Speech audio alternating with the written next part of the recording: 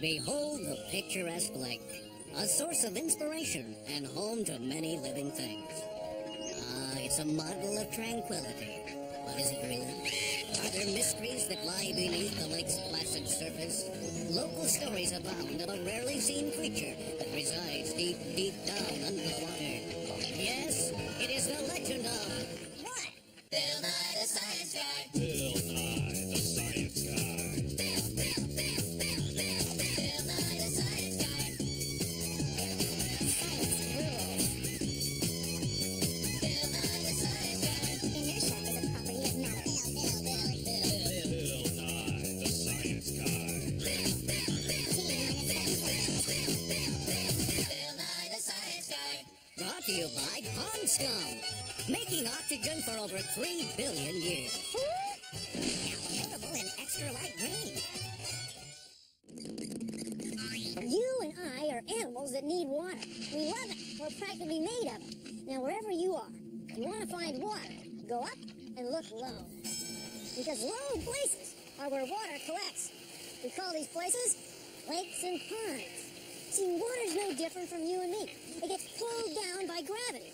So wherever there's a depression or low basin in the land, and there's enough water around, water will form pools. Sometimes the pools get pretty big.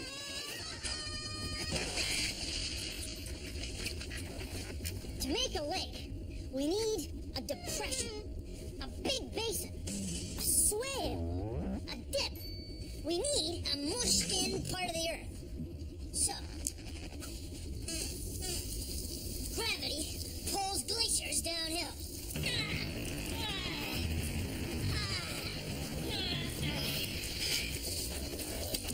Then it fills up, forming a lake. Earthquakes can slough off huge chunks of land, leaving a basin that fills up to form a lake. Meteorites can make big holes.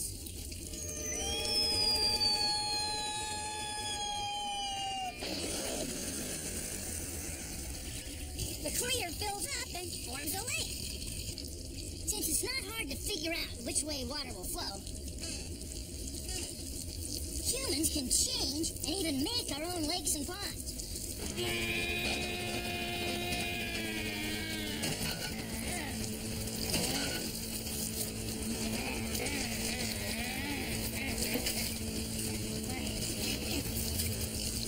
Since they're full of water, lakes and ponds have fabulous ecosystems like we don't find anywhere else.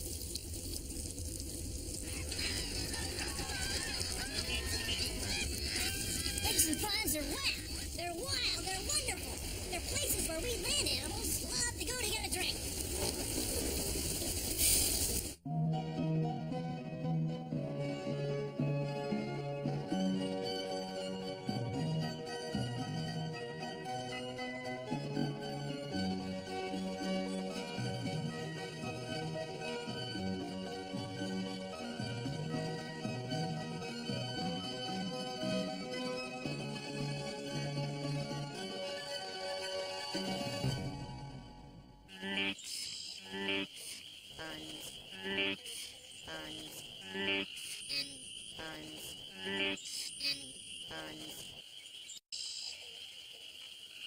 Let's say you find yourself in the middle of a body of water surrounded by land. Ask yourself, is this a lake or a pond? Lake. Lake comes from the Greek word loch, meaning hole, and pond comes from the Middle English pund, meaning enclosure. With that said, Is this a lake or a pond? Well, ponds are generally smaller and shallower than lakes. So shallow, in fact, that sunlight can reach the bottom even in the middle. That way, plants like these water lilies grow all over the place. In a pond.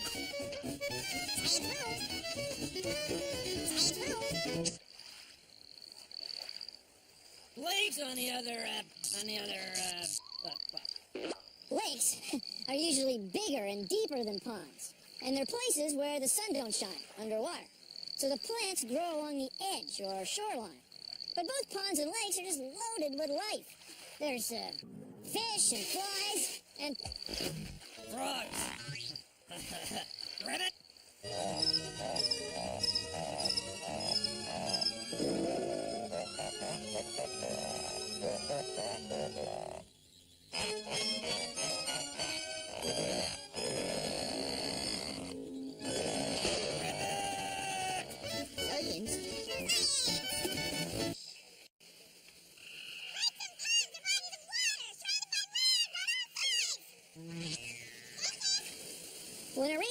centimeters and rains 5 centimeters all over. See, here's 5 centimeters of water right here. It doesn't look like much, but it really adds up. See, here's 5 centimeters in this big container. It's a lot bigger. There's a lot bigger surface area, so there's a lot more water. And suppose you put 5 centimeters of water in an even bigger container, like one the size of this lake. Well, 5 centimeters of water in this lake is over 100,000 tons of water. So why doesn't the lake just overflow every time it rains? Well, there's a small stream at the other end, which is draining some of the water out, but not nearly enough to keep the lake from just filling and filling. Well, it turns out that the energy from the sun makes the water in the lake evaporate, turn into a vapor. It's the equivalent of over 1 million hair dryers running all day. 1 million hair dryers? Well, that's a lot of heat. It's a lot of water. It's a lake, for crying out loud. But all the rain that falls upon the land does not stay on the surface or even in the topsoil. Water from melting ice and snow and from the rain seep down through the soil, through a maze of cracks and fissures in the rock formation. Not all the water that goes into a lake is water that you can see. Please consider the following. Take a look at this. It's our great big groundwater flow model of science. No, it's not that big. And let me put some ink in here so you can see the flow of water underground. Now I'll turn on the rain. Let's say that this little puck is a lake. Lake Little Puck. It's filling up with water that's flowing over the ground from rain, rivers and streams. But it's also filling up with water that goes underground. Just as streams on the surface of the land grow as they are fed by rain and tributaries, so do underground streams grow as they flow along. As this part of the soil fills with water, the water flows this way and soaks right through the lake bottom, filling it up. Not only does the water flow this way, it also goes down. It flows through different layers of rocks and soil. Now, as the water flows through different levels of different densities, it often changes direction. Wherever the level of the water ends up, we call that the water table. And the rocks and soil that are holding the water, we call the aquifer. That's from old words that mean water carrier. When the water table's high, lakes fill up a little bit. When the water table's low and the ground is dry, lakes leak. See, a lot of the water that ends up in lakes and ponds comes from underground. It's groundwater. Thank you for joining me on Consider the Fall. Clean this up, I guess. Discover the pure goodness of authentic basin freshwater. When it's fresh water you want, drink Basin Freshwater. Where does water in lakes and ponds come from? Rain, rivers, waterfalls. But it also comes from underground aquifers. Water flows through soil right under our feet, which is why you can be polluting a lake even if you're kilometers away from the lake itself. Pesticides that farmers use in their crops can soak into groundwater and get carried into lakes and ponds. Cars make pollution. Dogs make pollution too.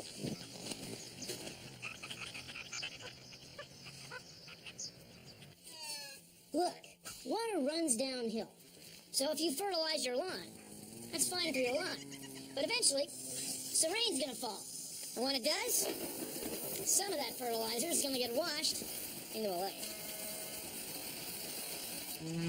Fertilizer's okay for your lawn, but too much fertilizer can kill life in a lake.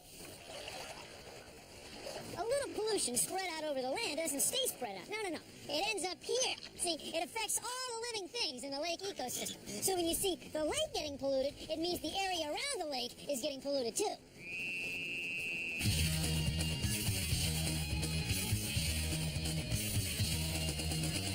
I'm Andrea Leslie, and I'm a freshwater ecologist. Lakes and ponds are affected by air pollution through acid rain from cars and industry, and we measure these effects. Even here at Mount Rainier National Park, which is a very wild and pristine area. To study ponds and lakes, people take samples of water and look at water chemistry. They look at how the soil in the pond is formed, whether it's sandy or silty. And they look at animals such as invertebrates and salamanders and fish, as well as plants and algae. This looks like a bunch of sticks, but it's actually the house of a little insect called a caddisfly. An insect community or an other invertebrate community can reflect how healthy a pond or a lake ecosystem is.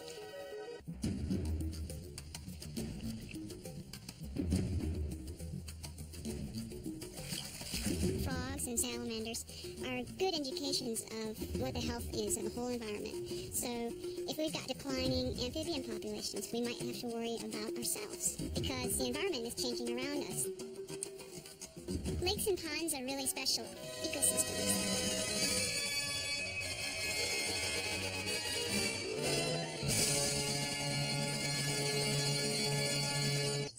This may seem like just a jar of pond water, but it's more than that. It holds the key to all pond life.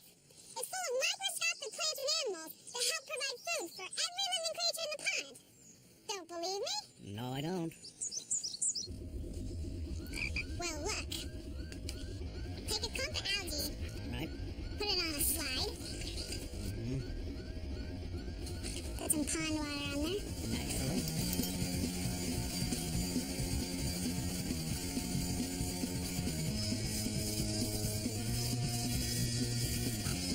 See that straight stuff? That's algae. Algae are single-celled plants that take energy from the sun and make food and oxygen. Tiny creatures like these protozoa eat the algae, which get eaten by tiny fish, freshwater clams, and insect larvae, which are then eaten by bigger fish, turtles, birds, and other animals in and around the pond or lake. So you see, algae is the key, and it's smaller than you can see. Even a single drop of pond water revealed forms of life never before seen. Tiny, one-celled animals and plants. Right. See this? It's salt. This is the Great Salt Lake. What's so great about the Great Salt Lake? 2 million tons of water flow into the lake every year, and no water drains out. What can be greater than that? It works like this. Water carries minerals like salt into the lake, and since there are no rivers or streams to carry the salt away to the ocean, the lake stays salty. It's the Great Salt Lake. That's pretty great. Now, here are some of the inhabitants of the freshwater pond. Pond and lake life is layered. Some plants and animals, like these whirligig beetles and water striders, live on the surface. A lot of the times, they never even get wet. Below the surface, tiny plants and animals called plankton can be found in every part of the water where sunlight reaches. Below that, it's dark and cold, and there isn't a lot of food. So bigger animals that can move around, like fish, giant water bugs, or tadpoles, live here and come up into the food-rich top layer, while crayfish, leeches, clams, and certain insect larvae live in the mucky bottom. The mucky bottom. There are many species down there, but It's one lake, but it's made up of different worlds. This beaver is as busy as a beaver making his home. But he's making more than that. He's also making a dam that will stop the flow of water and turn an ordinary stream into an extraordinary ecosystem called a pond. Here! Over here! Bill? Right here! Where are you? It's Bill! Hi! The science guy up here! Where the heck are you, Bill? That's the other way! I can't see you. Yeah, Bill? up here! Where? Right here! See, when humans dam up a river, Oh, there you we are. often create a lake. This is Grand Coulee Dam, and behind it is Lake Roosevelt. It's a pretty young lake, really, only about 50 years old. See, before the dam was built, the Columbia River flowed right through this valley. Then when the dam went in, the flow of the river was blocked, and a lake formed. It turned the river bed into a lake basin. Now, Roosevelt Lake, Lake Roosevelt, is a big lake. Big! It's huge. I mean, it's really big. Big! It's gigantic. It's enormous. It's huge. It's 100,000 soccer fields put together. Big! 100,000? That's right. 100,000 soccer fields big. And we built them. We humans. Now, when we do something like this, it's not without costs. I mean, people who lived near the old riverbank had to move.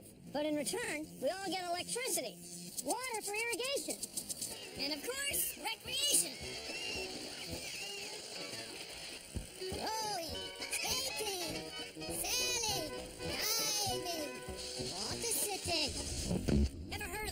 Lakes. Yes, these are the truly Great Lakes. There are 5 of them. Huron, Ontario, Michigan, Erie, Superior. They're pretty easy to remember. Holmes, not bad. Now the Great Lakes are big. Largest of all chains of inland seas. You can't see from one side to the other, they're so big.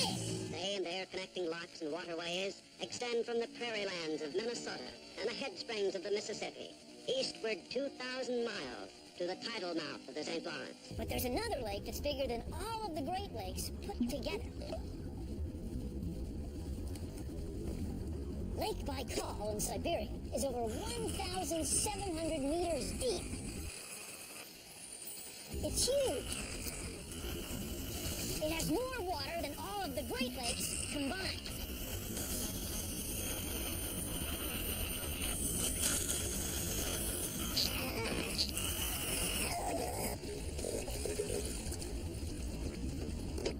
It's huge. It's enormous. To get to Lake Baikal, you just go to Ulaanbaatar and head north. You get to Ulaanbaatar and hang a left. Can't miss it. Oh, if you end up in Usalye Sirvoskoye, you've gone too far. Lakes and ponds are bodies of water surrounded by what? Cut. Hey, Bill. No, the other one. Hey, come here, please. We need you. Hurry up, come on.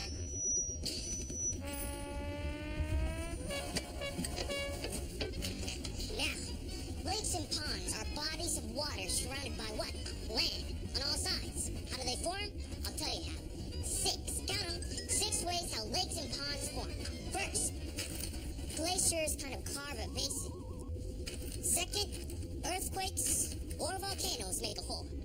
Third, twisty rivers sometimes get pinched off. These lakes are called oxbow lakes. Pretty cool, huh? Fourth, beavers. I mean, these critters build dams in streams or rivers which make them overflow into a lake or pond. Now, fifth, people. We build dams and create lakes and ponds. We use the water for livestock, power, or recreation. Now, 6. This is the good one, right? Meteors. Cruising in from outer space, huh? Not that bad, huh? Any questions? Hey, Chase! Chase! I'm floating on a lake, but maybe it's a pond, it's a pond, it's a pond. I'm a mighty fond of the lakes and ponds. I'm a mighty fond of the lakes and ponds. Take a look around, 'cause the animals all abound in the water, on the shore, and the mud down below.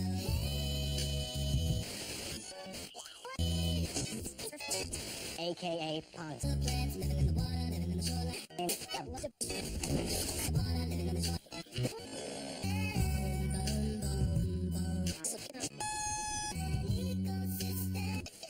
Life. I'm a mighty fond of the lakes and ponds. Well, that's our show. Thanks for watching. If you'll excuse me, I've got some aphotic zone mixing pressure delta vanes to calibrate. See ya! Produced in association with the National Science Foundation.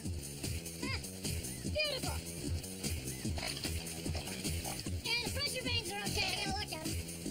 Well, no, I mean, I didn't make enough time to tackle all polyester. Oh, look, here's one right here. Hang on a sec. Hang on. I can't see it. Okay, hang on. Smaller animals are cramped.